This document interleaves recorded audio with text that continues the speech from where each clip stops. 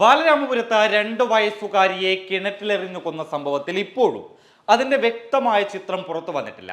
കുട്ടിയുടെ അമ്മാവനായിട്ടുള്ള ഹരികുമാറാണ് കുട്ടിയെ എടുത്ത് കിണറ്റിലിട്ട് കൊന്നത് എന്നുള്ള കാര്യം പോലീസിന് ബോധ്യപ്പെട്ടുവെങ്കിലും എന്തിനാണ് ഹരികുമാർ കുഞ്ഞിനെ കൊന്നത് എന്നുള്ള കാര്യത്തിൽ ഇപ്പോഴും ഹരികുമാറിന്റെ മൊഴികളിൽ നിന്ന് വിശ്വാസയോഗ്യമായിട്ടുള്ള ഒരു വിവരം പോലീസിന് ലഭിച്ചിട്ടില്ല. ഹരികുമാറിന് സഹോദരിയായി, അതായത് ഈ കുട്ടിയുടെ മാതാവായിട്ടുള്ള ശ്രീതുവുമായി ഒരു വൈരാഗ്യം ഉണ്ടായിരുന്നുവെന്നും ആ വൈരാഗ്യത്തിന്റെ പേരിൽ ഈ കുഞ്ഞിന്റെ കരച്ചിൽ അസഹനീയമായി തോന്നിയെന്നും അതുകൊണ്ടാണ് കുഞ്ഞിനെ കിണറ്റിലെറിഞ്ഞു കൊന്നത് എന്ന് പറയുമ്പോഴും ഇതിന് പിന്നിൽ മറ്റാരുടെയെങ്കിലും പങ്കുണ്ടോ, അല്ലെങ്കിൽ സാമ്പത്തികപരമായിട്ടുള്ള എന്തെങ്കിലും കാര്യങ്ങളുണ്ടോ, അന്ധവിശ്വാസപരമായിട്ടുള്ള എന്തെങ്കിലും കാര്യങ്ങളുണ്ടോ എന്നതടക്കമുള്ള കാര്യങ്ങൾ പോലീസ് പരിശോധിച്ചു വരികയാണ്. ഇതിനിടയിൽ ഒരു ജോത്സ്യനെ പോലീസ് കസ്റ്റഡിയിലെടുത്തിരുന്നു. പ്രത്യേകിച്ച് പറയുന്നു, അറസ്റ്റ് ചെയ്തിട്ടില്ല, മറിച്ച് കസ്റ്റഡിയിലെടുക്കുകയാണ് ചെയ്തത്. ദേവിദാസ് എന്ന് പറയുന്ന ജോത്സ്യനെയാണ് കസ്റ്റഡിയിലെടുത്തത്. ഈ ജോത്സ്യന്റെ കീഴിൽ നേരത്തെ പ്രതിയായിട്ടുള്ള ഹരികുമാർ ജോലി ചെയ്തിരുന്നു.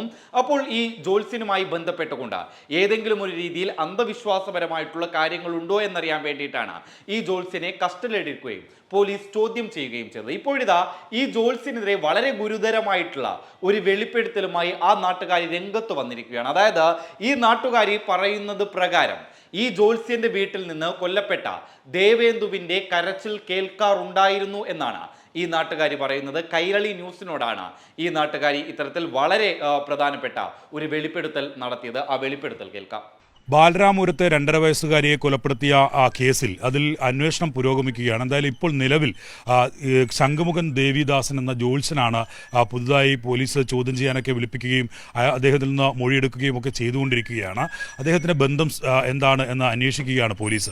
ഈ ദേവിദാസൻ എന്ന ശംഖുമുഖൻ ദേവിദാസൻ എന്ന മുട്ടപ്രദീപ് എന്ന വിളിപ്പേരുള്ള ആളെപ്പറ്റി ഇവരുടെ ബന്ധുക്കളും അയൽവാസികളും തന്നെ പറയും എന്താണ് അദ്ദേഹത്തിൻ്റെ ജീവിത പശ്ചാത്തലം എന്നൊക്കെ. എങ്ങനെയായിരുന്നു ഈ പ്രദീപ് എന്ന് പറഞ്ഞ ആള്, ഇയാൾ എങ്ങനെയാണ് ഇപ്പോൾ ഈ ജോത്സ്യരായി വളർന്നൊക്കെ? ഞാൻ വന്നിട്ട് 25 വർഷം ആവാറായി. അപ്പോൾ ആ സമയം തൊട്ട് ഇങ്ങനെ ജോത്സ്യം തന്നെയാണ്. വലുതായിട്ടൊന്നുമില്ല, ചെറുതായിട്ട് പ്രശ്നങ്ങളൊക്കെ വയ്ക്കാൻ പലയിടത്തും പോണ ആളാണ്. ഇത് ഭാര്യ വീടാണ്. അങ്ങേര് ഇവിടെ വിലയാധാരം എഴുതി അങ്ങേര് സ്വന്തം ഇതായിട്ട് ഇവിടെ ഒരു മനുഷ്യരും ഇല്ല, എല്ലാവരും പറഞ്ഞു വിട്ട് അങ്ങേര് ഒറ്റയ്ക്കാണ് ഇവിടെ താമസിക്കുന്നത്. 3 പെണ്ണുങ്ങളെ സ്ഥലം കൂടെ അപഹരിച്ചാണ് ഇങ്ങനെ എടുത്തത്. പിയാച്ചിക്ക് ക്യാൻസർ ഒന്നാണ് മരിച്ചത്. രണ്ടാമത് ഇതെൻ്റെ ചേട്ടൻ്റെ ഭാര്യയാണ് ഇപ്പോൾ താമസിക്കുന്നത് കൂടെ. ഞങ്ങൾ കഴിഞ്ഞ ഡിസംബറിൽ ഒരു കേസൊക്കെ കൊടുത്തായിരുന്നു. പിന്നെ പോലീസ് അന്വേഷിച്ചിട്ട് പിന്നെ അവരെ ഇഷ്ടമല്ലേ, അപ്പം അങ്ങനെ അവർ ജീവിക്കുകയാണ്. ഇവിടെ കുറേ ആൾക്കാരൊക്കെ വരാറുണ്ടോ? ഒരുപാട് പേര് വരാറുണ്ട്. ഈ വൃശ്ചിക മാസത്തിലൊക്കെ പൂജയും കാര്യങ്ങളൊക്കെ ഉണ്ടായിരുന്നു. ഒരുപാട് പേര് വരുന്നുണ്ട്.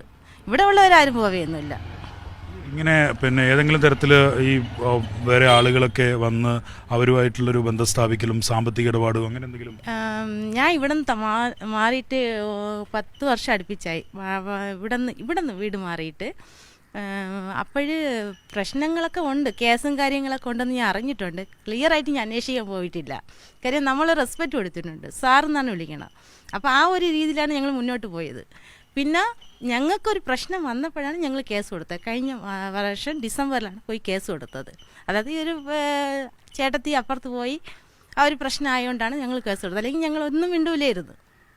ഈ ബാലരാമപുരത്തെ കൊലപാതകത്തിൻ്റെ അവർ ഈ പറഞ്ഞ ഹരികുമാറും ഒപ്പം തന്നെ അമ്മയൊക്കെ ചേച്ചിയൊക്കെ ഇങ്ങോട്ട് വന്നിട്ടുണ്ട്. ഞാൻ കണ്ടിട്ടുണ്ട് സാറേ. കാര്യം ഒരു പൊടി കൊച്ചിൻ്റെ കരച്ചിലും ഒക്കെ കേട്ടിട്ടുണ്ട്. അപ്പോൾ വെളുപ്പാങ്കാലത്ത് ഞങ്ങൾ മലക്കറി എടുക്കാൻ പോണ സമയത്ത് ഇതിലെ കൂടെ ഞങ്ങൾ കടയുണ്ട്, ഞങ്ങൾ ഇതിലെ കൂടെ പോണ സമയത്ത് കരച്ച്. അപ്പോൾ ഞാൻ ആലോചിക്കും ഈ പൊടി കൊച്ചിനെയൊക്കെ ഈ വൃശ്ചികമാസത്ത് രാവിലെയൊക്കെ കൊണ്ടുവരണം കണ്ടിട്ടുണ്ട്. ഈ കുട്ടിയെ കൊണ്ടുവന്നിട്ടുണ്ട്. പൊടി കൊച്ചിൻ്റെ സൗണ്ട് കേട്ടിട്ടുണ്ട്. ഇത്രയും നാൾ കേട്ടിട്ടില്ല. പക്ഷെ ആ സമയത്ത് ഈ വൃശ്ചിക മാസത്ത് പൂജയും കാര്യങ്ങളും എല്ലാ ദിവസവും പ്രാർത്ഥനയും കാര്യങ്ങളൊക്കെ ഉണ്ട്, കേട്ടിട്ടുണ്ട്, കണ്ടിട്ടുണ്ട്. ഒരു പെങ്കൊച്ച് ഒക്കെ കുറഞ്ഞാൽ വെളുത്തൊരു പെങ്കൊച്ച് കണ്ടിട്ടുണ്ട്. പക്ഷെ ഇന്ന ആളാണെന്ന് ഇപ്പോഴാണ് മനസ്സിലായത്. എങ്ങനെയാ ഇവരുടെ നേരത്തെയുള്ള ജീവിതവശം? മുട്ടപ്രദീപ് എന്നൊക്കെയുള്ള പേരും അങ്ങനെ പ്രതികരിക്കുന്ന സഹകരണം ഇല്ല. കാര്യം ചേച്ചി ഉള്ളപ്പം ഞങ്ങൾ അവിടെ വീട്ടിൽ പോയിരുന്നു. ചേച്ചി മരിച്ച ശേഷം ഞങ്ങൾ പോവില്ല. പിന്നെ ഈ കുട്ടികൾ തന്നെ ഇപ്പോൾ കോണ്ടാക്ട് ഇല്ലാത്തത് ഇവിടുത്തെ ഞങ്ങളുമായിട്ടുള്ള ഒരു ഇവിടുത്തെ ചേച്ചി ഇവിടുത്തെ പെണ്ണ് അപ്പുറത്ത് പോയ ഒറ്റ കാര്യത്തിലാണ് അവർ പോലും സഹകരിക്കാത്തത്. അവരവരും സഹകരിക്കാത്തത്. നേരത്തെ എന്തായിരുന്നു ഇയാളുടെ ജോലി? നേരത്തെ ഇങ്ങനെ സാറായിരുന്നു, ട്യൂട്ടോറി സാറായിരുന്നു. മുട്ടപ്രദീപ് എന്നുള്ള പേര് അത് മുട്ടൊക്കെ ഹോൾസെയിലായിട്ട് എടുത്തുകൊണ്ട് വന്ന് ഹോൾസെയിലായിട്ട് എടുത്തോണ്ട് വന്ന് ഈ ഉടവ് മുട്ടയൊക്കെ ബേക്കറിക്ക് കൊടുക്കും, ബാക്കി ഇവിടെ കൊണ്ട് കച്ചവടം ചെയ്യും. ഇങ്ങനത്തെ ഇതായിരുന്നു, ബിസിനസ്സായിരുന്നു. പിന്നെ അവർക്ക് ശംഖുമുഖത്തൊരു കടയുണ്ടായിരുന്നു, പലചരക്ക് കടയും മലക്കറി കടയൊക്കെ ഉണ്ടായിരുന്നു. അത് ഒരു വർഷങ്ങൾക്ക് മുമ്പ് ഇത് കേസായി ജപ്തിയൊക്കെ ആയപ്പം അങ്ങനെയാണ് ചേച്ചിയും ഫാമിലിയായിട്ട് ഇവിടെ വന്നത്. ഇത് ചേച്ചിയുടെ സ്ഥലമാണ്, അങ്ങനെ വിലയ്ക്ക് വാങ്ങിച്ചതൊന്നുമല്ല. ജോത്സ്യനാവുന്ന എപ്പോഴാണ്? നേരത്തെ ഇത് ചെറിയതുണ്ടായിരുന്നു സാർ, ഞാൻ വന്ന സമയത്തെ ജോത്സ്യനാണ്. ആ സമയത്ത് തന്നെയാണ് ഈ മുട്ടക്കച്ചവടമൊക്കെ നടക്കുന്നത്? അതെ അതെ അതെ.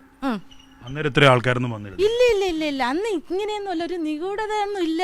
ഇത്രയും ഓപ്പൺ ആയിരുന്നു, പഴയ ഓലയിട്ട വീടായിരുന്നു. ഈ സാറ് വന്ന ശേഷമാണ് ഇത്രയും ഇങ്ങനെ ആയി വന്നത്. അതാ നമുക്ക് ഇവിടെ എന്ത് നടക്കണം നമുക്ക് അറിയാൻ പറ്റൂല. എന്തായാലും ഇതാണ് അയൽവാസികളും ബന്ധുക്കളും ഒക്കെ പറയുന്നത് ദേവിദാസിനെ പറ്റി. നേരത്തെ ഒരു കാര്യം, എന്നെ പഠിപ്പിച്ച സാറാണ്. ന്യൂ കോളേജിൽ വെച്ച് കോളേജിൽ പഠിപ്പിച്ച് നിർത്തിയാണ്, എന്നെ പഠിപ്പിച്ചാണ് സാറാണ്. എന്നിട്ട് നിങ്ങളുടെ ഭാര്യയെ കല്യാണം കഴിച്ചു. ഇപ്പം നിങ്ങളുമായിട്ട് അതിന് വേണ്ടിയിട്ടാണ്. സൗന്ദര്യം കണ്ടിട്ടല്ല, സാറിന് കണ്ടപ്പോൾ മനസ്സിലായില്ല. സൗന്ദര്യം കണ്ടിട്ട് സ്വത്ത് ഇഷ്ടം പോലെ ഉണ്ട്, അതിന് വേണ്ടിയിട്ടാണ് കെട്ടിയത്.